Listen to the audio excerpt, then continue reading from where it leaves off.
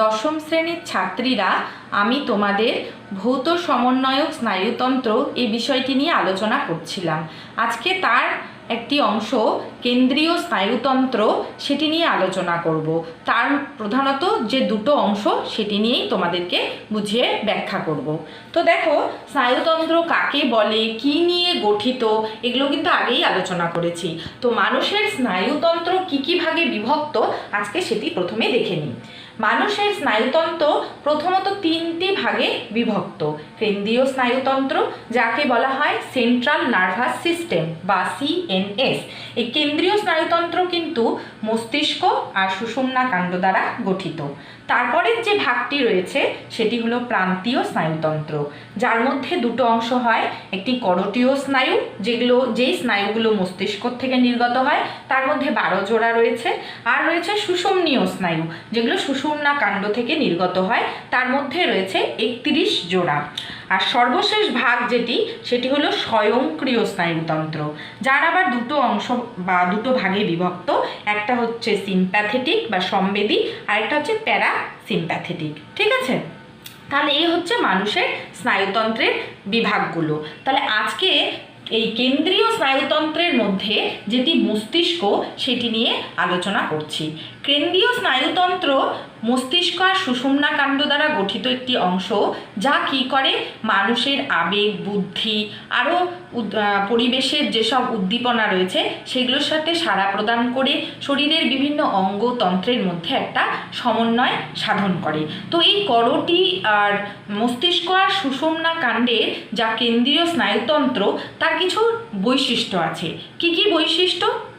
কেন্দ্রীয় স্নায়ুতন্ত্র প্রথমতই একটি পর্দা দ্বারা আবৃত হয়, তাকে বলা হয় হচ্ছে মেনিনজেস। ঠিক আছে, আর এই কেন্দ্রীয় স্নায়ুতন্ত্রের ভেতরে একটা রস থাকে, যাকে বলা হয় সেরিব্রোস্পাইনাল ফ্লুইড। ঠিক আছে, তো সেরিব্রোস্পাইনাল ফ্লুইড কিন্তু মস্তিষ্ক আর সুষুম্না কাণ্ডকে পুষ্টি প্রদান করতে সাহায্য করে। আর কি, এই কেন্দ্রীয় স্নায়ুতন্ত্র আর একটা ফাঁপা গহ্বর বা নিলয়ের মধ্যে থাকে। এই মস্তিষ্কের মেনিনজেস পর্দার নিচে কিন্তু থাকে কিছু ধূসর বস্তু, আর তার নিচে থাকে শ্বেত বস্তু। কিন্তু এই জিনিসটাই সুষুম্না কাণ্ডের ক্ষেত্রে ঠিক উল্টো হয়। বাইরে থাকে এদের হচ্ছে শ্বেত বস্তু, আর ভিতরের দিকে থাকে ধূসর বস্তু। এই মস্তিষ্কটি একটা করোটি দ্বারা কিন্তু আবৃত থাকে, মাথার যে খুলিটি রয়েছে। আর আমাদের সুষুম্না কাণ্ড মেরুদণ্ডের একটা গহ্বর থাকে, মেরুদণ্ডের গহ্বর দ্বারা আবৃত থাকে। এই মস্তিষ্ক আর সুষুম্না কাণ্ড ঠিক যেখানে সংযুক্ত, অর্থাৎ যেখান থেকে মস্তিষ্কের শেষ হয়েছে আর সুষুম্না কাণ্ড শুরু হয়েছে, সেখানে একটা ফোরামেন অফ ম্যাগনাম বলে বস্তু থাকে, যেটির সাহায্যেই কিন্তু মস্তিষ্ক সুষুম্না কাণ্ড পরস্পর যুক্ত থাকে। তোমাদের একটু আগেই বললাম যে এই কেন্দ্রীয় স্নায়ুতন্ত্রের মধ্যে একটা রস থাকে, যাকে মস্তিষ্ক সুষুম্নীয় রস বা সেরিব্রোস্পাইনাল ফ্লুইড বলে। একে ইংলিশে সিএসএফ দ্বারাও প্রকাশ করা হয়। তো তোমাদের এটি একটা গুরুত্বপূর্ণ শর্ট কোশ্চেন যে সিএসএফ এর পুরো নাম কি, তখন কিন্তু তোমাদের বলতে হবে সেরিব্রোস্পাইনাল ফ্লুইড। তো এবার আমরা দেখে নিই মস্তিষ্কের ভাগ কি কি, মস্তিষ্ককে কি কি ভাগে ভাগ করা যায়। আচ্ছা, মস্তিষ্ককে দেখো প্রথমেই তিনটি ভাগে ভাগ করা হয়: অগ্র মস্তিষ্ক, মধ্য মস্তিষ্ক এবং পশ্চাৎ মস্তিষ্ক। তো মস্তিষ্কের প্রধানত তিনটি অংশ। তারপরে অগ্র মস্তিষ্ককে আবার দুটো ভাগে ভাগ করা হয়েছে: টেলেনসেফালন এবং ডায়েনসেফালন। টেলেনসেফালন আবার তিনটি ভাগে বিভক্ত: গুরু মস্তিষ্ক, নাসা মস্তিষ্ক এবং রেখ মস্তিষ্ক। এই গুরু মস্তিষ্ক অংশটি খুব গুরুত্বপূর্ণ মস্তিষ্কের। আমাদের যত বুদ্ধি, চিন্তা, ভাবনা এবং আমাদের যত আবেগ, কান্না, হাসি, এগুলো সবই কিন্তু গুরু মস্তিষ্ক দ্বারাই নিয়ন্ত্রিত হয়। আমি আসবো পরে মস্তিষ্কের বিভিন্ন অংশের কাজগুলো নিয়ে। ঠিক আছে, তো টেলেনসেফালন তিনটি অংশে বিভক্ত। আর ডায়েনসেফালন থ্যালামাস, হাইপোথ্যালামাস, এপিথ্যালামাস থ্যালামাস, মেটাথ্যালামাস এগুলো নিয়ে বিভক্ত। তোমরা হরমোনের চ্যাপ্টারে কিন্তু থ্যালামাস আর হাইপোথ্যালামাসের নাম শুনেই এসেছো। আচ্ছা, এবার দেখো মধ্য মস্তিষ্ক। মধ্য মস্তিষ্ক আবার দুটি ভাগে বিভক্ত, টেকটাম এবং সেরিব্রাল পেডাঙ্কল। আর লাস্ট রয়েছে পশ্চাৎ মস্তিষ্ক, যা আবার দুটি ভাগে বিভক্ত, মেটেনসেফালন এবং মাইলেনসেফালন। মেটেনসেফালনকে আরও দুটো ভাগে ভাগ করা যায়, একটা হচ্ছে পন্স আর শেষটি হচ্ছে লঘু মস্তিষ্ক বা সেরিবেলাম। এইবার এই মস্তিষ্কের যে ভাগগুলো এটা তোমাদের খুব ভালো করে মনে রাখতে হবে, ঠিক আছে? এইবার তোমাদের আমি চিত্রের সাহায্যে মস্তিষ্কের গঠনটি একটু ভালো করে দেখাচ্ছি। ছাত্রীরা, এবার মানব মস্তিষ্কের বিভিন্ন অংশ তোমাদের চিত্রের সাহায্যে আমি ব্যাখ্যা করে দেখাচ্ছি, ঠিক আছে? আসো দেখি, এই হচ্ছে মস্তিষ্ক। মস্তিষ্কের যে প্রধান তিনটি অংশ, অগ্র আর মধ্য আর পশ্চাৎ, তা দেখো এখানে পরিষ্কার করে বোঝানো রয়েছে। আমাদের মস্তিষ্কের যেটা সামনের দিকের অংশটা, সবাই মনে করে দেখো, চিন্তা করে ভাবো যে কপালের ঠিক উপরের দিকে যে অংশটা, সেটাকে বলে অগ্র মস্তিষ্ক, ঠিক আছে? আর মধ্য মস্তিষ্ক অগ্র মস্তিষ্ক দ্বারা সুরক্ষিত। এই যে ভেতরের নীল রঙের অংশটি, এটি হচ্ছে মধ্য মস্তিষ্ক। আর পশ্চাৎ মস্তিষ্কটি ঠিক কোন দিকে থাকে? আমাদের ঘাড়ের উপরের দিকে, ঘাড়ের সাথে সংলগ্ন যে মস্তিষ্কের অংশটি, সেটি কিন্তু পশ্চাৎ মস্তিষ্ক, ঠিক আছে? তো এইবার বাকি যে অংশগুলো সেটি আমি তোমাদেরকে দেখাচ্ছি।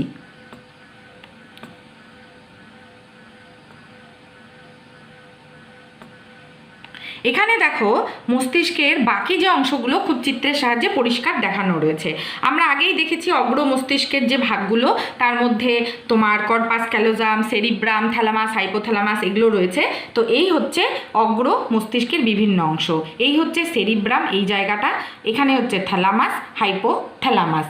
থ্যালামাস আর হাইপোথ্যালামাসের নাম তোমরা কিন্তু হরমোনের চ্যাপ্টারেই শুনে এসেছো। আর মধ্য মস্তিষ্ক দেখো ঠিক এই জায়গাটায় রয়েছে। আর শেষে রয়েছে পশ্চাৎ মস্তিষ্ক। পশ্চাৎ মস্তিষ্কের যে ভাগগুলোর মধ্যে আরও অংশ ছিল, যা সেরিবেলাম, পন্স, মেডুলা অবলাঙ্গাটা, সব কিন্তু এখানে দেখো চিত্রের সাহায্যে পরিষ্কার করে দেখানো রয়েছে। এইবার তোমাদের এই মস্তিষ্কের যে বিভিন্ন অংশগুলো, তার কাজ সম্পর্কে তোমাদেরকে আলোচনা করছি, ঠিক আছে? প্রথমেই যে গুরু মস্তিষ্ক, যা আমাদের কিন্তু মস্তিষ্কের একটা খুবই গুরুত্বপূর্ণ অংশ, তার কাজ নিয়ে বলছি। গুরু মস্তিষ্কের মধ্যে দেখো এখানে অসংখ্য ছোট ছোট খাঁজ আর কি ভাঁজ রয়েছে। খাঁজগুলোকে বলে সালকাস আর ভাঁজগুলোকে বলে জাইরাস। আর এই তোমার গুরু মস্তিষ্কের আবার বিভিন্ন দুটো লোব রয়েছে বা দুটো হেমিস্ফিয়ার রয়েছে, যাকে বলা হয় হচ্ছে সেরিব্রাল হেমিস্ফিয়ার। আর এই সেরিব্রাল হেমিস্ফিয়ার আবার 5টি লোবে বিভক্ত, যার মধ্যে সবচেয়ে গুরুত্বপূর্ণ লোব হচ্ছে ফ্রন্টাল, প্যারাইটাল, অক্সিপিটাল আর হচ্ছে টেম্পোরাল। তো এবার এই গুরু মস্তিষ্কের কাজটা বলি। গুরু মস্তিষ্কের কাজ হচ্ছে আমাদের যাবতীয় বুদ্ধি, চিন্তা, স্মৃতি, চিন্তাশীলতা, চেতনা, এইসব যে মানসিক গুণাবলীগুলো, এগুলোকে নিয়ন্ত্রণ করা। তাছাড়াও আর কি কাজ রয়েছে? আর স্বাদ গ্রহণ করা, দর্শন, ঘ্রাণ, এইসবের কেন্দ্র রূপে কিন্তু কাজ করে। যেমন আমাদের গুরু মস্তিষ্কের যে ফ্রন্টাল লোব, তা কিন্তু স্মৃতিশক্তি, বিচার করার ক্ষমতা, বুদ্ধি এগুলোকে নিয়ন্ত্রণ করে। আর প্যারাইটাল লোব হচ্ছে সংজ্ঞাবহী স্নায়ু দিয়ে যে তথ্যগুলো আসে তাকে বিশ্লেষণ করে। অক্সিপিটাল নামটার থেকেই বোঝা যায় যে এটা দৃষ্টিশক্তি, ক্ষমতা, দর্শনে সাহায্য করে। আর টেম্পোরাল লোব হচ্ছে ঘ্রাণ আর শ্রবণ নিয়ন্ত্রণ করে। গুরু মস্তিষ্ক আমাদের মস্তিষ্কের সবচেয়ে একটি গুরুত্বপূর্ণ অংশ। আচ্ছা, তারপরে যেই অংশের কাজ নিয়ে তোমাদের খুব ভালো করে পড়তে হবে, তা হচ্ছে হাইপোথ্যালামাস। খুব গুরুত্বপূর্ণ অংশ।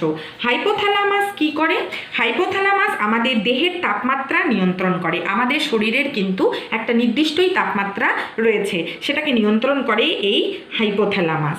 আর কি? খিদেও আমাদের নিয়ন্ত্রণ করে হাইপোথ্যালামাস। আমাদের খিদের যে অনুভূতি, তাকে কিন্তু নিয়ন্ত্রণ করে হাইপোথ্যালামাস। তাছাড়া জল নির্গমন করা, স্বয়ংক্রিয় কিছু কাজ, যেমন হচ্ছে ধরো কি বলবো, পরাসংবেদী বা সংবেদী যে স্নায়ুর কাজগুলো, সেগুলোকেই তো স্বয়ংক্রিয় স্নায়ুতন্ত্র বলে। তাদের কাজগুলোও কিন্তু এই হাইপোথ্যালামাস নিয়ন্ত্রণ করে। তাছাড়া অগ্রপিটুইটারি নিয়ন্ত্রণ, যে অগ্রপিটুইটারির থেকে যাবতীয় যত হরমোন খরিত হয়, তার কাজকেও কিন্তু সেই ক্ষরণকেও কিন্তু নিয়ন্ত্রণ করে হাইপোথ্যালামাস। আর তারপরে যে অংশটি নিয়ে বলবো, যার কাজ খুব গুরুত্বপূর্ণ, তা হচ্ছে থ্যালামাস। থ্যালামাসের কাজই হচ্ছে আমাদের নিদ্রা, জাগরণ অর্থাৎ ঘুমের যে সাইকেল সেটাকে নিয়ন্ত্রণ করে। কোনো ব্যথা পেলে সেই ব্যথার অনুভূতি বোঝাতে সাহায্য করে। তাছাড়াও পুনঃসম্প্রচারণ স্থানও বলা হয়। চাপ, তাপ, স্পর্শ, বেদনা, এইসব যে উদ্দীপনাগুলো রয়েছে সেগুলো কিন্তু প্রথমে থ্যালামাসে আসে। থ্যালামাস থেকেই কিন্তু পরবর্তীকালে সেরিব্রাল কর্টেক্স অর্থাৎ গুরু মস্তিষ্কে স্থানান্তরিত হয়ে থাকে। আর মেটাথ্যালামাসের কাজ হচ্ছে শ্রবণ আর দর্শন নিয়ন্ত্রণ করা। আচ্ছা, মধ্য মস্তিষ্কের কাজ কি? মধ্য মস্তিষ্কের কাজ হচ্ছে দেহের তাপমাত্রাও নিয়ন্ত্রণ করে, প্রতিবর্ত কাজকেও সমন্বয় সাধন করে। তাছাড়া পেশির টান, ঐচ্ছিক পেশির কাজকর্ম। ঐচ্ছিক পেশি কারা? যেসব পেশি আমাদের ইচ্ছার সাহায্যে সংকুচিত হয়, প্রসারিত হয়, যেমন হাতের পেশি, পায়ের পেশি, এরা সব ঐচ্ছিক পেশি। এদের নিয়ন্ত্রণও কিন্তু মধ্য মস্তিষ্ক করে। এবার যেটি নিয়ে আলোচনা করব, যেটির থেকে খুব প্রশ্ন তোমাদের আসে, সেটি হলো পশ্চাৎ মস্তিষ্ক। পশ্চাৎ মস্তিষ্কের সেরিবেলাম বা লঘু মস্তিষ্ক যাকে বলে, তার কিন্তু একটা গুরুত্বপূর্ণ কাজ রয়েছে। সেটা হচ্ছে আমাদের দেহের ভারসাম্য নিয়ন্ত্রণ করা। আমরা যে দু পায়ের উপর দাঁড়িয়ে থাকি, পড়ে যাই না, সেটি নিয়ন্ত্রণ করে কিন্তু সেরিবেলাম বা লঘু মস্তিষ্ক। তাছাড়া কি করে?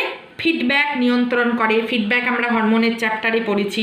আমাদের যে চলন অঙ্গ রয়েছে অর্থাৎ পা, তাকেও নিয়ন্ত্রণ করে কিন্তু এই লঘু মস্তিষ্ক। ঠিক আছে?